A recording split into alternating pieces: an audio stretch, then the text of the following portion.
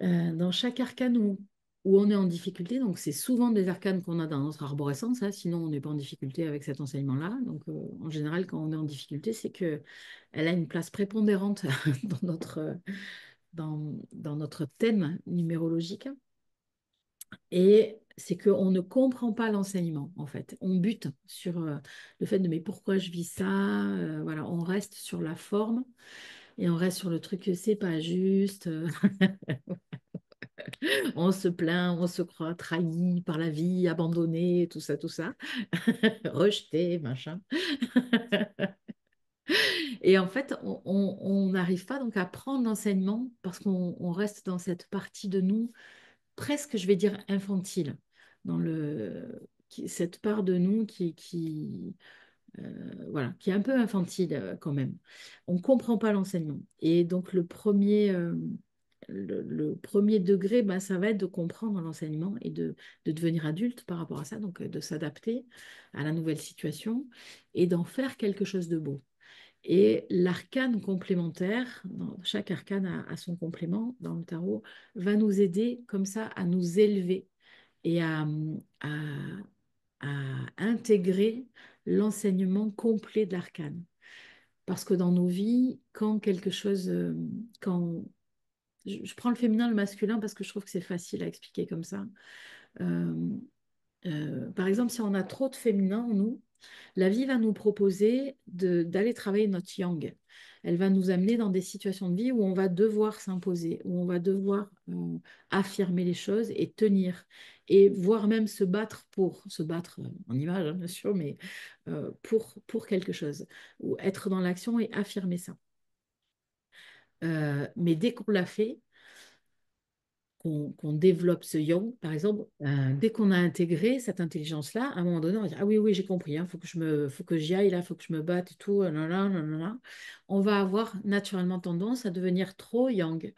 C'est-à-dire que on a bien compris et la vie nous pousse à ça et donc on va y être assez fort.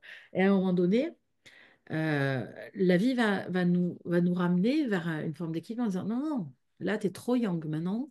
Et donc là, maintenant, tu dois apprendre le féminin, mais à un degré supérieur de celui que tu connaissais avant. Et donc, on va repartir dans l'autre sens. Et on va aller à l'instant où on comprend, où on dit, ça y est, j'ai compris, hop, on change de cours, je vais dire. Et on va dans l'inverse. Et la vie va nous appeler à de redevenir plus féminin mais de manière plus intelligente, plus consciente, plus élevée. Et on va repartir de l'autre côté, et ainsi de suite, en fait. On va faire ça toute notre vie. Eh ben, deux arcanes complémentaires, c'est la même chose.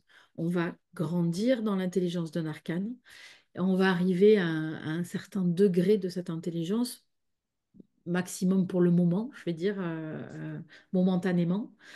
Et la vie va nous appeler dans l'opposé, pour nous montrer que ce qui est intelligent dans la vie, c'est tout, en fait. C'est pas une chose, c'est jamais. Euh, il y a toujours les deux extrêmes, et que ce qui est intelligent, c'est l'équilibre et la mobilité à l'intérieur de ces deux extrêmes. Et donc, bah, dans un arcane de tarot, il va toujours y avoir son complément, qui va nous apprendre l'inverse, et qui va donc nous rendre plus grands, plus conscient, plus, plus fin dans notre observation. Et donc aussi plus compatissant, plus intelligent même, parce que il n'y a plus qu'une seule vérité. Il y a une vérité et son contraire qui est tout aussi vrai. Et donc on peut être capable à certains moments de penser deux choses contradictoires avec la même intelligence et dire, mais je ne sais pas si ça vous est arrivé, moi ça m'est arrivé souvent dans ma vie, de dire, mais je pourrais dire les deux et être d'accord avec les deux. Mais ouais, c'est le cas, c'est comme ça.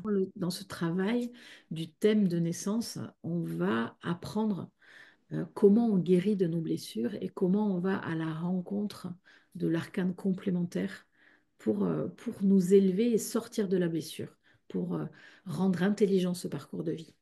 Ça, ce qu'on appelle la résilience un peu.